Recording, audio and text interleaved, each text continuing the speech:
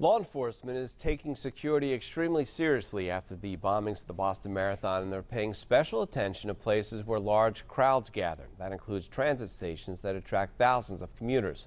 22 News reporter Ana Rodriguez spoke with commuters, and she joins us live with a reaction from Boston. Good morning, Rich. Good morning, Western Massachusetts. We are at South Station this morning in the city of Boston. This is the biggest public transit station in the city because there is a bus terminal in there, a commuter rail terminal, and there's also a subway. People use it to get to work. Students use it to get to school. Service has not been interrupted here. The T started running just a little over an hour ago at 5 a.m., but security is tight. If you take a look behind me, that is an Amtrak police officer vehicle, and just about 15 minutes ago, I saw an officer take a dog out of that car and start to walk around the station.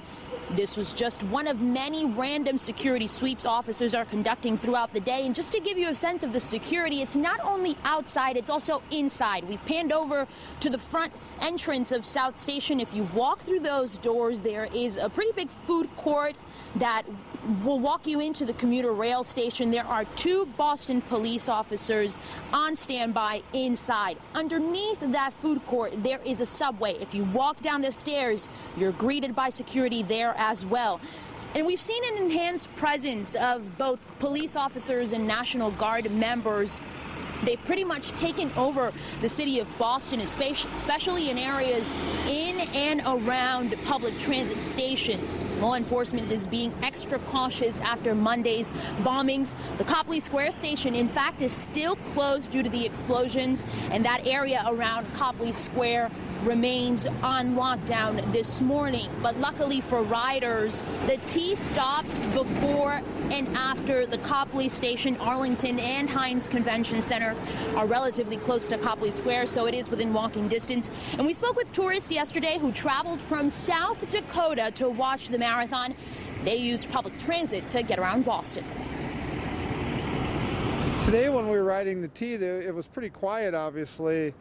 There was some upgraded security at all of the stations that we went through.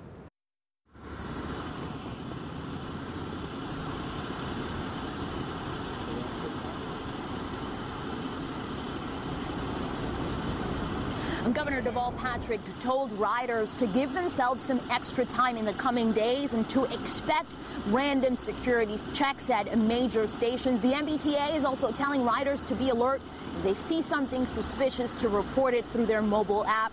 And so far, just to give you a sense of how the vigils are affecting travel, there have been 2 vigils in the city of Boston following the attacks on Monday. Both were held yesterday, one at Boston University and one at the Boston Common. There will be another one tomorrow. The president is expected to attend, and that is also expected to affect travel. Live from South Station in Boston, Ana Rodriguez, 22 News.